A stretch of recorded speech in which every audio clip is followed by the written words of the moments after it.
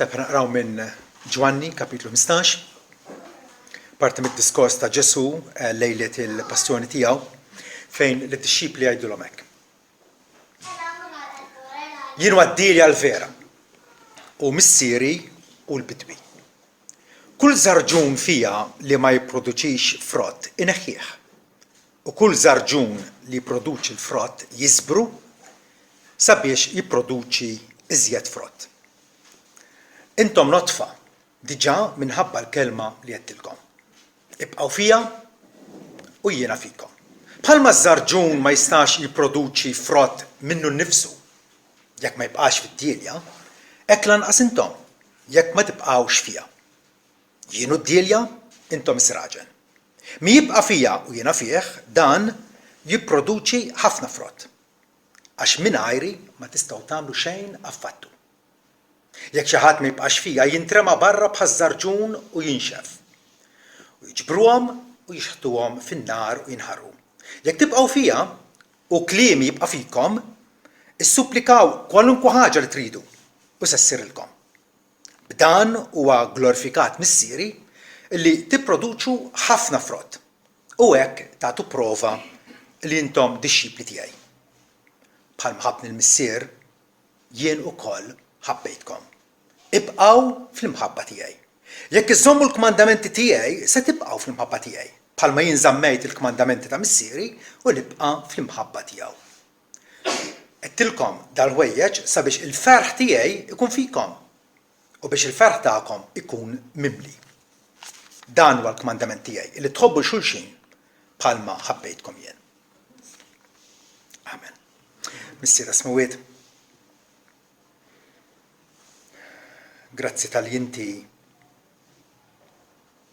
irranġajt kollox għalina sabiex nilħqu eventwalment il-għan tiegħek illi nkunu f'xirka perfetta miegħek permezz tal-medjatur tagħna Sidna Ġesu Kristu. Ta' bilħaq missier kif għadna kif smajna t-tjieba tiegħek, l-imħabba soda tiegħek, il-ħesed tiegħek jibqa' għal dejjem. Il-għaliex inti Alla ta' kelmtek. Alla fidil, Alla li nistgħu nafdaw fuqek, niddependu fuqek u nitolbuk għalhekk mulej biex kif aħna mirbuħa bil-grazzja tiegħek. Nitolbuk sabiex ukoll dik l-istess grazzja tkompli żommna ħalli ta' bilħaq nkunu dixxipli li nagħmlu unur ġieħ u nagħtu glorja il dak is-Salvatur minħabba fina sar bniedem imwieled minn mara, imwieled taħt il-liġi sabiex jiftina, sabiex jirbaħna għalik innifsek. Għalhekk nitolbuk mulej biex kif aħna nisimgħu għatina l-qalb tagħna tkun mixowla ħalli bekk aħna nkomplu navvanzaw fil-mixja tagħna fil-qdusija, fil-ġustizzja u fil-mħabba ta' bejnietna. Dan tolbuh fis-sem ibnek Ġesu. Amen. Hawnhekk Sidna Ġesu Kristu ikellimna u jagħtina analoġija jew tixbieħa biex ifissrilna il-relazzjoni tagħna miegħu. Kif għandna x'naqsmu flimkien. Importanti għaliex bekk aħna nifhmu aħjar u napprezzaw kemm ta' bilħaq neħtieġu lil Sidna Ġesu Kristu. Aħna trabbejna ġodar li kellha mandra u fost is-siġar li kien hemm djelja mħawla mal-bir u darba kont żgħir rajt il-missieri bil-imqas taż-żabra qiegħed jagħmel straġi minn din id-dila qed għaġtilha frijej laqulin u jiena tlupaqtlu x'qed tagħmel hemmhekk? Għalli qed nisbora did-dilja, għedlu inti qed tirrofinha. Għalli le għalli biex tagħmel iżżed frott. Għax id-dilja waħedha titbal. Waħedha issir salvaġġa u ma tagħtix frott. U hekk Ġesu qed ixebbaħ lilu nnifsu ma dik id-dilja. Il-bidwi huwa missieru illi josbor il-frijej skont il-bżonn, aħna il-fidili tiegħu li nemmnu fih. Aħna il-frijej jew iż-żraġen tajjeb u il-żraġen li huma nexfin u allura jinqataw u jinxteħtu fuq il-munzell biex jinħarqu dak huma l-fidili ta' Parsi. Li dan l-Bibja kontinwament tkellimna dwarhom hemm fidili bħalma kien Ġuda l-Iskarjota li jidher illi kien wieħed mill-imsejħa ta' Ġesu però qatt ma kellu relazzjoni vitali, relazzjoni ħajja ma' Ġesu. Bil-rabta tagħna ma' Ġesu dan huwa l-uniku mod m'hemmx ieħor. Kif aħna nistgħu nigglorifikaw il-Missier. Aħna maħluqin biex nigglorifikaw l-Alla billi inservuh, inħobbuh u ingawduh minn issa. Kif nistgħu ngawduh l-Alla? Billi nibqgħu fid-dilja. Hekk il-ħajja tagħna tkun ħajja santifikata, ħajja separata għalih, ħajja produttiva fl-imħabba. Huwa totalment neċessarju illi nibqgħu imwaħla ma' Ġesu, imwaħlin miegħu.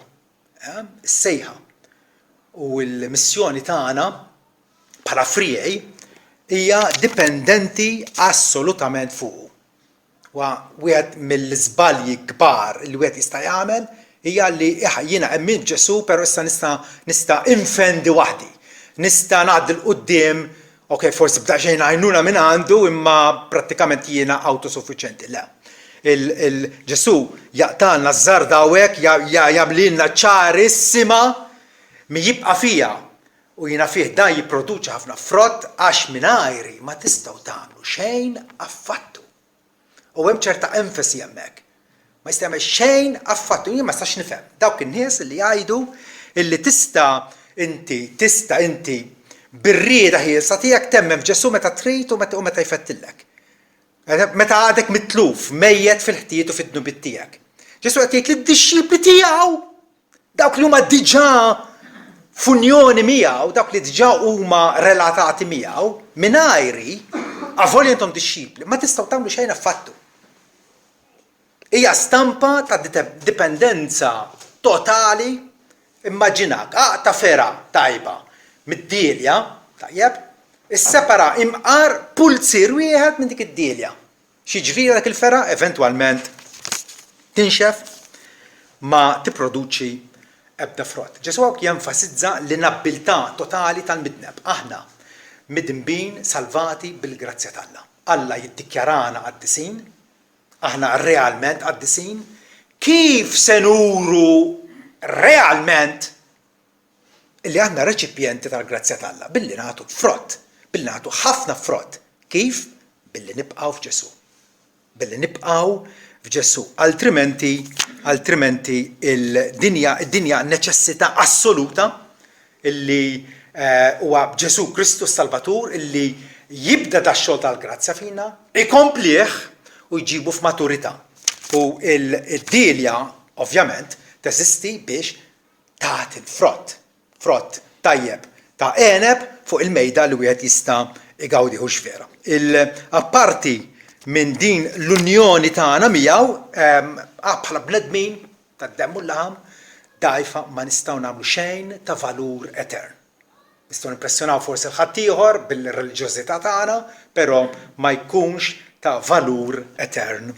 Appuntu dawk li jintremew jiġrilhom bħaż-żarġun, vers 6 jgħidilna hawnhekk illi jekk xi ħadd ma jibqax fiha jintrema barra bħaż-żarġun. Ġesu qed jirreferi qal dan iż-żarġun minnu m'għandix dubju li huwa Ġuda l-Iskarjota li kien għadu kif ħareġ ftit qabel għamel 3 snin ma' Ġesu relatat miegħu. Jagħmilha miegħu fil-kumpanija tiegħu. Jippriedka f'ismu, jagħmel anke l-mirakli f'ismu. Però qatt ma kien wieħed imwaħħal fid-dilja. Araw kemm il-bniedem kapaċi jkun żvijat u mqarraq. Dana Ġesu qal li dan jintrema barra bħaż-żarġun jinxef u jiġbruhom u jixtuhom fin-nar u jinħarqu. Hija stampa vivaċi ħafna fejn għandek Ġuda l-Iskarjota illi għamilha ma' Pietru u Ġwanni u l-bqija tal-Apostli, tajjeb, eventwalment Ġuda inkixef li huwa iż-żarġun niexef. Il kien maqtuħ u mixħud fin-nar. Ġesu jindirizza din it-tixbieħa tiegħu lilna s-segwaġġi tiegħu, lilna illi jagħmilha ċara intom diġà notfa minħabba l-kelma li qedtilkom. Ġifieri din it-tixbieħa hija propjament indirizzata għalina għat-tagħlim tagħna. Bħala dixxipli tiegħu aħna diġà salvati permezz tal-fidi tagħna fih. Bdejna bil-fidi, irridu nkomplu bil-fidi b'dipendenza fuq il-fidi fl-Evanġelju. Kif huwa spjegat aktar kmieni minn Ġwanni, bħalma Mosè għalla s-serb fid-deżert hekk jeħtieġlu jitgħolla bil-bniedem biex kull min jemmen fih ikollu l-ħajja dejjem. Għax għallek ħabb id-dinja li talib waħdini tiegħu biex kull min jemmen fih ma jitilifx ma jkollu l-ħajja ta' dejjem. Kif għalla Mosè s-serb fid-deżert, kien fi żmien meta l-poplu dik qed jiġi mikdum minn srieb valenużi. Kif nistgħu nfiequ mill-gidma fatali tad-dnub, kull bniedem qed imut. Kif nistgħu nfiequ billi nħarsu lejn is-serb tal-bronż. Simbolu sabiħ ta' Ġesu Kristu moti fuq is-salib għalina. Hekk Alla ħasilna bit-tniġġis spiritwali tagħna. Hekk Alla tagħna il-maħfra tiegħu natfilna lubna jgħid Pietru permezz tal-fidi. Billi aħna dawwarna l-ħarsa ta' ruħna lejn Ġesu Kristu. Għax il-kelma tal-Evanġelu tnaddafna. Kristu ħabb il-Knisja tiegħu tal-u nnifsu għalija biex għaddisa bil-ħasil tal-ilma bil-kelma. Għalhekk Ġesu jgħid lilna d-dixxipli intom diġà notfa. Intom li msejħin u maħbubi tiegħek diġà notfa minħabba l-kelma li qedtilkom. Imissa ibqgħu fiha. Għall-bqija tomorna huwa essenzjali li nibqgħu fih. Verb sempliċi menu bil-Grieg. Li tfisser tibqa'. M'hemmx x'tistudja dal-verb, però ħanna naraw x'jista' jissinifika meta Ġesu qed jgħidilna ibqgħu fija u jiena fikom. L-ewwel ħaġa illi nibqgħu f'konnessjoni ma' Ġesu. Importanti kif Ġesu jispjegawek, ibqgħu fija u jiena fikom, hija reċiproka. Aħna miegħu u magħna. Din aħna insejħula l-unjoni ma' Kristu. L-unjoni ma' Kristu. Xi wħud isejħu l-unjoni mistika ma' Kristu. Għaliex għalkemm ma nħossuwiex din-unjoni, ma nħossuwiex fiżikament, tifhem. Però spiritwalment aħna laħam ta' laħmu u għadam ta' għadmu. Aħna ħaġa waħda ma' Kristu. Pawlu jgħid illi min hu maqut ma' Kristu huwa spiritu wieħed miegħu. Hija l-ħajja tiegħu fina. Imsalbin ma' Kristu ngħixu mhux aħna b'xi ħajja indipendenti tagħna. Imma Kristu li jgħix fina. Id-dilja imwaħla mal-frijej u daqshekk ieħor il-frijej huma mwaħla mad-dilja. Hija għaqda reċiproka. Aħna konnessi miegħu u magħna. Mingħajr din l-assoċjazzjoni, mingħajr din ir-relazzjoni intima mill-qrib, letteralment il-frijej jew iż-żraġen huma mwaħla integralment u naturalment mad-dilja. Min natura huma mwaħli magħha. Mingħajr din l-unjoni ma teżisti ebda ħajja u allura ebda frott. Aktar minn hekk Ġesu qiegħed jurina kemm aħna dipendenti fuqu. Kemm aħna irridu minnu. Dipendenti fuq. Kull żarġun jiddependi fuq id-dilja. Żarġun jista' ma jiddependix fuq żarġun ieħor, imma il-koll kemm huma jiddependu fuq id-dilja. Il-fidili jidderivu jew jirċievu l-vitalità u l-qawwa tagħhom minn Ġesu. Ġesu għad-dilja, aħna il-frijej. Mingħajr ma nafdaw fih il-bniedem huwa totalment inutli, bla saħħa, bla potenzjal, bla ħajja spiritwali.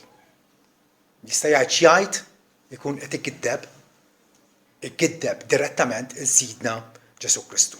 Hija d-dilja li tissupplixxi t-tira dik il-moisture, dak il-nutrienti l-frijej biex il-frijej jkunu jistgħu jibqgħu ħajjin u iva jipproduċu il-frott tagħhom. Mingħajr ma jiddependu fuq id-dielja ma nistgħux inkunu effettivi. Ma nistgħux inkunu effettivi. Mingħajru ma naslux. U t-tielet idea li Ġesu jrid iwasslilna hawnhekk hija ċertament illi ibqgħu fiha ġifier li nkomplu miegħu. Kontinwazzjoni miegħu. Il-ħajja Kristjana ġenwina, il-ħajja Kristjana kif jagħtihilna kif inissila fina l-Ispiritu Santu u kif jikkoltiva fina hija ħajja li tibqa'. Li tibqa'. Hija ma tagħmel sens li tgħid dak kien Kristjan missa m'għadux. Li tgħid hemmhekk f'dak il-każ dak kien jew dak hu bħal Ġuda l-Iskarjota. Iva. Li għamel żmien jiġi l-Knisja bħalma Ġuda kien fil-kumpanija ta' 12 vera jew le. Imma da eventwalment inkixef bħala żarġun mejjed. Allura kellu jinqata' u jinxtaħed fin-nar. Ġesu qed jgħidilna hawnhekk l-importanza li inkomplu kontinwazzjoni matul il-bqija ta' morna ma' Ġesu. Jeħtieġ nibqgħu mhux biss miegħu imma fih, mhux biss fil-kumpanija tiegħu, imma fih nissoktaw fil-fidi, nippersistu fil-komunjoni ma' sidna b'mod intimu u fil-qrib. Infatti il-verb menu baqa' ibqgħu fiha ifisser tagħammar fl-istess dar ma' xi ħadd ukoll. Għandna fil-bidu tal-Vanġelu ta' Ġwanni fejn hemm tnemm id-dixxipli tiegħu illi Ġesu darrehom qalilhom x'qegħdin tfittxu u qalulu Mgħallem fejn toqgħod? Fejn menu. L-istess verb. U jgħidlek il imbagħad marru u baqgħu miegħu jumejn. U allura għandna illi inti qed tagħmmar tibqa' fl-istess atmosfera, fl-istess ambjent fejn hemm Ġesu. Bħalli kieku fid-dar tagħna għandna l-familja u aħna nibqgħu ma' dik il-familja. Għaliex qegħdin fl-istess unità ta' familja waħda. Allura Ġesu qiegħed jgħallimna biex nibqgħu fih, nafdawh, inkomplu milu fuqu bla qatt ma naqtaw milli nemmnu. Jiġri x'jiġri. Irridu nissoktaw, nipperseveraw fih u fit-tagħlim tiegħu. Jekk intom tibqgħu fil-kelma tiegħi jgħid band oħra fil-Vanġelu ta' Ġwanni kapitlu 8, jekk intom tibqgħu fil-kelma tiegħi, intom verament dixxipli tiegħi u tkunu tafu l-verità u l-verità se tilliberakom. L-idea ta' tkomplija fih, illi tissokta miegħu din hija qisha l-istess bħal meta ngħidu aħna nafu lill-Kristu. Nafuh b'mod esperjenzjali, mhux sempliċement smajna ċerta informazzjoni dwaru. Il-Maltin kollha semgħu xi informazzjoni dwar Ġesu ta' Nażaret, bħalma semgħu dwar Napoleon, bħalma semgħu dwar forsi fenna fina personaġġi oħrajn, tifhem. Tista' jkollok ħafna informazzjoni dwar xi ħadd, però dik l-informazzjoni ma tolqtokx, ma taffettwakx, ma tibdillek xejtek. Il-fatt li nafu lil Ġesu ifisser li aħna qegħdin inkomplu fih. Ifisser li aħna ilqajna il-weda tal-ħajja eterna fil-milja tagħha meta aħna nitlu fil-preżenza komfortabbli tagħha fis-sema. Ġesu hawnhekk qiegħed irid nenfasizza qed ikellem lid-dixxipli kollha. Din illi nibqgħu fih mhix għal xi kategorija ta' Kristjani super speċjali, bħal kieku ma' klassi tal-ewwel grad imma mbagħad hemm il-Kristjani komuni le. Ġesu qed ikellem lid-dixxipli kollha. Huwa importanti li nifhmuha din.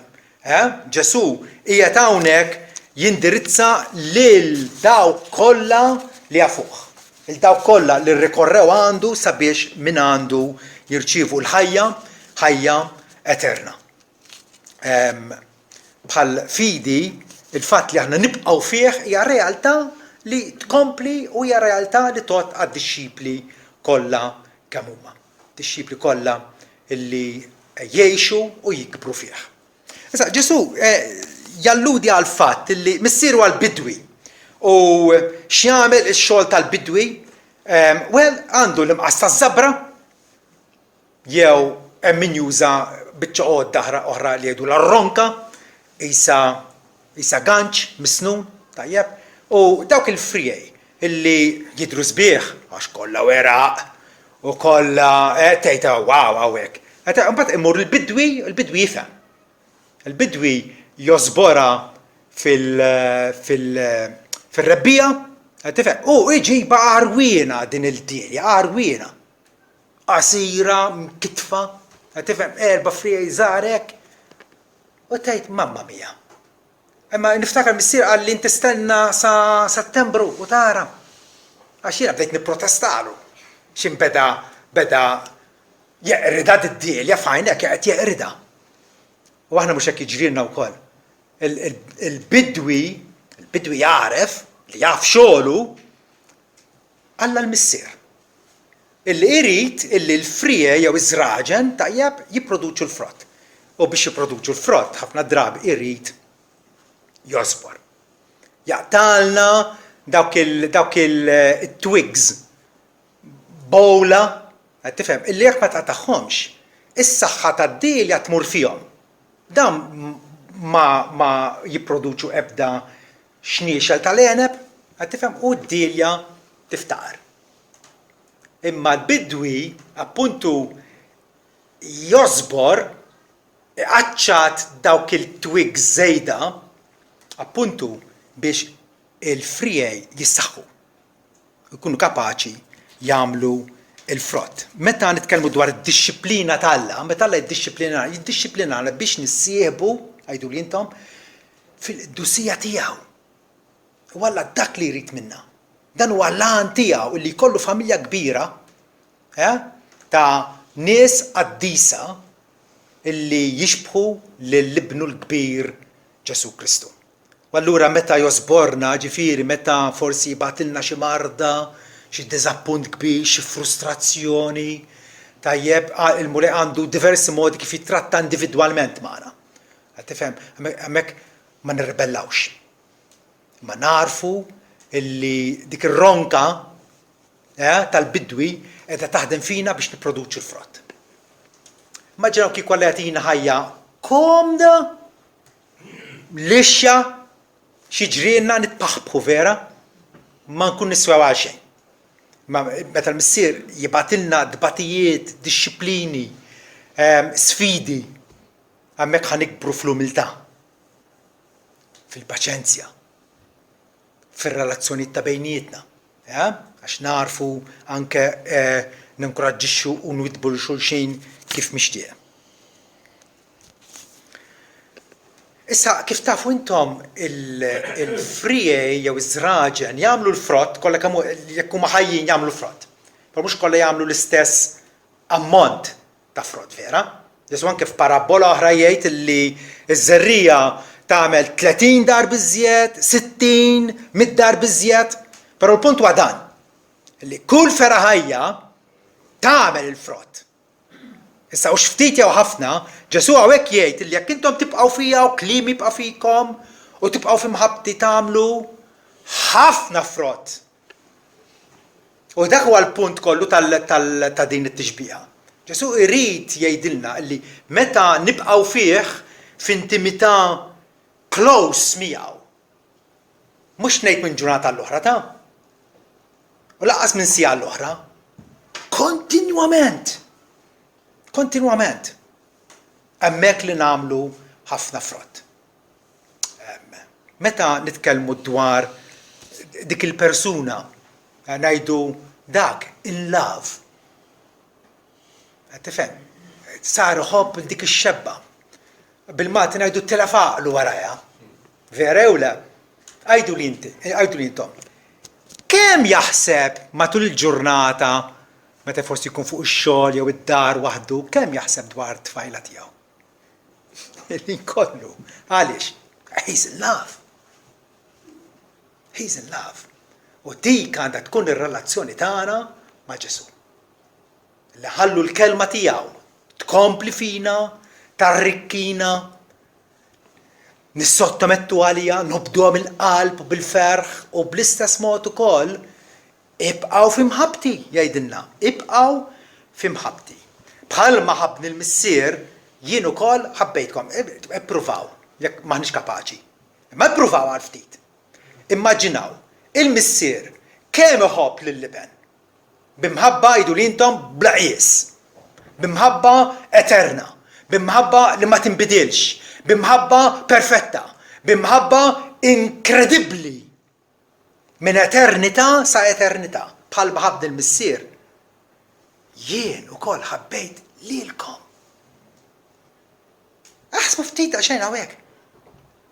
Issa r-responsabilità tagħna hija mela ibqgħu fl-imħabba tiegħi.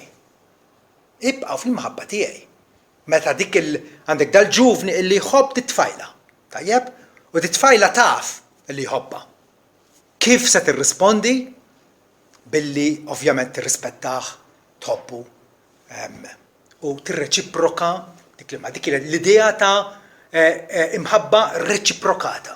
Ġesu jħobbna, aħna inħobbuh. Kif inħobbuh? Billi nibqgħu fil-kelma tiegħu. Prattikament, ġifi meta noħorġu minn dak il-bib il-barra, tajjeb, u tajt mela llum smajna messaġġ fuq il-fatt l-importanza li nibqgħu f'Ġesu u Ġesu jibqa' fina. Kif? Kif? Fil-bżulija tal-ħajja minn attività l-oħra kif ħanibqa' f'Ġesu? Ġesu jgħidilna li tibqgħu fija u kliemi jibqa' fikom issupplikaw kwalunkwe ħaġa li tridu u sessirilkom. Kliemi jibqa' fikom.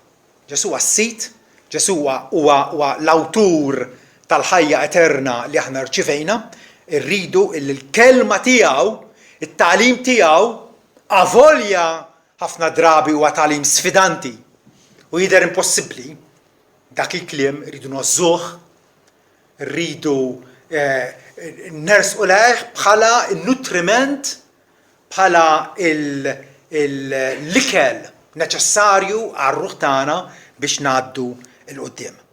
U aktar minn hekk li kif għadna nibqgħu fit-gawdija ta' mħabbtu. Kull ma jmur jiena qed nirrealizza illi l-fidi Kristjana hija fiex tikkonsisti hija relazzjoni ta' mħabba mal-Alla. Illi ngawduh konna mmorru d-dottrina l-ewwel mistoqsija minnu Alla u għarfejn ħalqek Alla, Alla ħalaq biex narfu, nħobbu u naqdih. Biex wara din il-ħajja immur ingawdih fil-ġenna għal dejjem. Dik qed tweġiba li għalmuna, qed tifhem. Min jaf kieku ngħidu bħalma tgħid il-Bibja, narfu nħobbu naqdih. U allura ingawdih minn issa. Ingawdih minn issa. Dak huwa s-sigriet. Illi l-Alla nistgħu ngawduh minn issa. Għaddiju id-gawdija għax id-dnub għandu l-pjaċiri tiegħu vera. Vera jew le? Il-Bibja tgħidha illi jeżistu il-pjaċiri għaddiena jew transitorji tad-dnub. Id-dnub jagħtik pjaċir, ma pjaċir limitat, pjaċir li spiċċa. Pjaċir li fl-aħħar imbagħad ħassib it-tingiża tal-skorpjun. Fil-li taħseb illi qed jagħtik sodisfazzjon fl-aħħar imbagħad jurik il-traċedja tiegħu. Imma l-Alla nistgħu ngawduh bħalma qal is-Salmista, min għandi fis-sema ħliefek u fuq l-art m'għandi l-ħadd ħliefek. Inti s-sem tiegħi u l-porzjon tiegħi għal dejjem. Għalhekk Ġesu jgħid, isimgħu da xejn, vers 11, għadtilkom dal-ħwejjeġ għalfejn għalinna din l-istampa tal-bidwi, bid-dilja, bil-frijej li jinxfu jintramaw fin-nar. Għalfejn għalkollu, għattilkom dal-ħwejjeġ sabiex il-ferħ tiegħi ikun fikom u biex il-ferħ tagħkom ikun mimli. Mhux sempliċement ftit ilma fil-ġarra, imma ġarra imfawra bil-ferħ. Hekk għandha tkun il-ħajja Kristjana. Jekk aħna nimxu fuq dal-mudell li tagħna Sidna Ġesu, nibqgħu fih, kelmtu tinfluwenzana fid-deċiżjonijiet tagħna, fl-għażliet tagħna, minn mument għal ieħor, jekk l-imħabba tiegħu nirreċiprokaw billi nħobbuh bħal dak il-ġuvni li huwa in love max-xebba tiegħu. Hemmhekk ta' bilħaq il-ferħ tiegħu ikun fina. Tinnotaw li Ġesu ma ġiex biex jeqridilna ħajjitna, jew neħħilna l-kost tal-ħajja, għall-kuntrarju. Ara ma nibilawx il-liska jew il-gidba faħxija tax-xitan. Il-xitan jgħidilna jekk ma tobduħx il-Alla u tagħmlu fattikom, tkunu liberi, tagħmlu li tridu, ħatmu sitkom. Aħna maħluqin għal-Alla. U il-sodisfazzjon tagħna huwa f'Alla. Qudiemek għallu David hemm il-milja tal-ferħ, qudiemek hemm pjaċiri għal dejjem, fil-preżenza tiegħek hemm pjaċiri għal dejjem.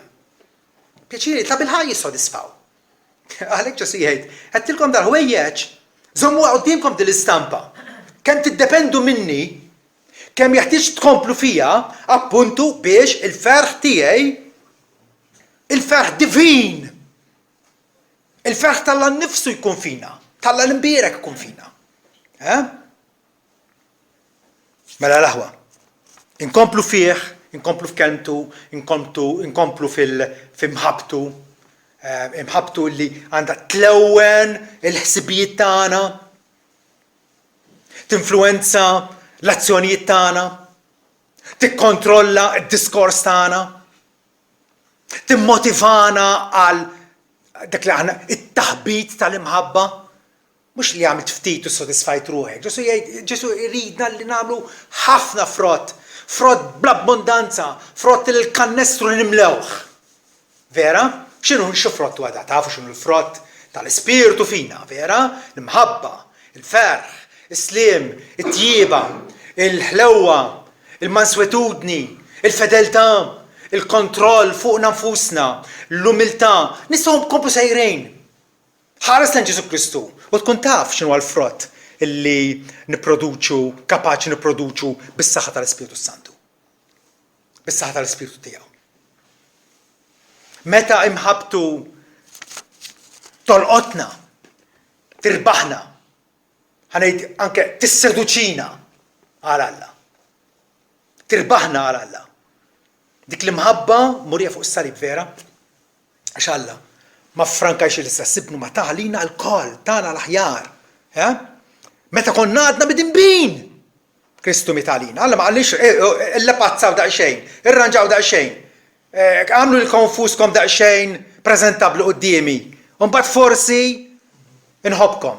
Le, meta konna għadna dewa tijaw, bla saħħa. Kristu mitalina. Biex jatina l-maħfra tal-Alla. Jiġrili x'jiġrili nista' nħares li s-salib u ngħid dik hija l-prova tal-mħabba tal-Alla. Imma wkoll soġġettivament nista' nġarrab l-esperjenza ta' mħabbtu. Inferra fina permezz tal-Ispirtu Santu. Alla jirrikkmanda l-mħabba tiegħu lejna. Imma wkoll l-mħabba tiegħu imsawba fi qlubna permezz tal-Ispirtu Santu moti lilna. Ġesu iridna illi il-relazzjoni tagħna miegħu tkun relazzjoni, tkun rabta ta' spiritualità intima. Intima.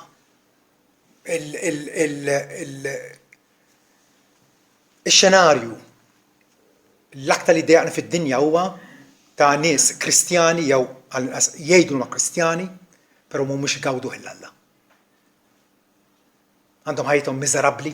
Għaliex? Għax qegħdin jittolleraw id-dnub. Il-kelma ta' Kristu ma tantx hija fihom. Imħabtu hija forsi mħabba ta' fuq il-karta li qarawha iva, imma ma jafux il-vivaċità, il-seħer ta' dik l-imħabba. Ġesu jgħidilna x'ikunu r-riżultati meta nibqgħu fih u jibqa' fina. Meta mħabbtu tibqa' fina. Meta kelmtu tissokta fina tant li tkun eżas għalina anke mill-ikel neċessarju tagħna. Kelmtu tkun għalina bħal wieħed li sab teżor li taċċitana allura u bija nħossuna sinjuri. L-ewwel ħaġa, il-riżultat meta aħna nibqgħu fih dana ifisser li aħna nipproduċu dak il-virtujiet li jogħġbu lil Alla. Il-frott tal-Ispirtu. di semmejnija diġà. Però xi ħaġa oħra hija illi hekk meta nimxu fil-qrubija miegħu, close miegħu, fil-viċin miegħu kemm jista' jkun, bħalma int ma' martek fid-dar taħt l-istess saqaf flimkien.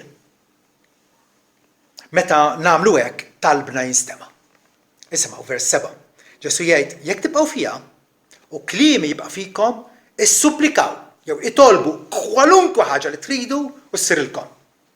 U meta aħna mexjin fil-qrib ma' Ġesu, għaxiex nitolbu ħilla-Alla ħajdu intom. Biex irebbħana lotterija żgur jew nixtru jkollna biex nixtru xi karozza Lambo le għax xejn. Għaliex, għax dawk ikunu affarijiet cheap. Meta tibqa' fil-kelma ta' Kristu f'imħabtu, ħsibijietek, il-vista tiegħek ma tibqax fuq l-affarijiet żmerċi ta' id-dinja. Jekk intom qomtu ma' Kristu fitxu ħwejjeġ ta' fuq jgħidilna Pawlu. Walla għaxiex nitolbuh biex jagħtina aktar sabar, biex jagħtina l-abbiltà li naħfru fil-pront u bil-ferħ, biex inħobbu anke lil dawk li joboduna u ma jaħmluniex. U Ġesu jgħidilna itolbu lil Missier kull ma tridu u ċertament issirlilkom. Dik hija riżultat ieħor. Ukoll kif semmejna il-ferħ ta' Sidna jkun fina. Il-ferħ ta' Sidna aktar tard Ġesu jitlob il-Missier fil-preżenza tal-istess dixxipli u ara x'jgħidlu l-Missier, issa ġej għandek u nitkellem dal-ħwejjeġ fid-dinja sabiex ikollhom il-ferħ tiegħi mimli fihom nfushom l-istess idea. Il-ferħ tiegħi Ġesu jrid l-ferħ tiegħu. Ġesu huwa il-bniedem perfett, il-bniedem imbierek, il-bniedem assolutament ferħan. U jrid dak il-ferħ tiegħu inġarbu ħana wkoll fina nfusna. Il-profeti mill-antik hekk qalu li aħna għandna nservu lill-Alla, mhux bħalma għamel dak il-liben il-kbir tal-parabola. Ħuh iż-żgħir tela u sfratta u berba ġiet missieru u meta ġie lura bindiema missieru laqgħu. Ħuh ma jipprotesta ma' missieru. Għallu dan ibnek illi nefaqlek ġidek mal-prostituti il-qajtu lura. Għallu li servejtlek u seftirtlek qatt ma tajtni gidi biex niċċelebra ma' ħbiebi. U missieru x'qallu? Għallu kull ma għandi ju tiegħek. Kull ma għandi ju tiegħek ja ħasra. Jiġifieri il-Alla rridu naqduh bil-għena jekk m'hemmx dak il-ferħ. Jekk m'hemmx dak il-feliċità fil-qalb. Taħsbu Alla jrid dik it-tip ta' servizz tiegħek. Alla li għandu għad-dispożizzjoni tiegħu leġġuni kontra leġġuni ta' anġli li jaqduh il-ħin kollu. Alla jrid il-qadi tagħna bil-ferħ. Bil-ferħ. Jgħidha Eżajja qal anke Mosè li l-Alla jridu naqduh bil-feliċità bil-għena fil-qalb. Riżultat ieħor importanti anke għalina dar-riżultat. Meta nibqgħu fih inkun qegħdin nagħtu prova li aħna ta' bilħaq dix-xibli tiegħu. Għandkom xi ansjetà jew xi dubju illi s-sena d-dieħla jew ta' wara jew forsi tiġi xi ħaġa illi tiżvijaw u ma tibqgħux din il-vija? Ibqgħu fih minn issa. Ibqgħu fih kontinwament, iddependu fuq kull sekonda ta' ħajjitkom u dak il-ħsieb ma jkitkomx iktar. Għaliex? Għax bekk nagħtu prova ara vers 8 b'dan huwa glorifikat missieri li tipproduċu ħafna frott u hekk tagħtu prova li intom dixxipli tiegħi. Dixxipli awtentiċi. Dixxipli ta' vera. Nistgħu nkunu f'minoranza imma nkunu dixxipli li Ġesu jafna bisimna. L-aħwa, din il-tixbiħa turi kemm aħna ta' bilħaq dipendenti fuq Ġesu u ħabna din hija l-inizjattiva divina ejjew nirrispondu għalija. Ejjew nirreaġixxu għalija. fiduċja filjali billi aħna nkomplu mexxin fit-triq tal-Vanġelu u ta' bilħaq ngawdu l-imħabba tal-Alla għalina. Amen.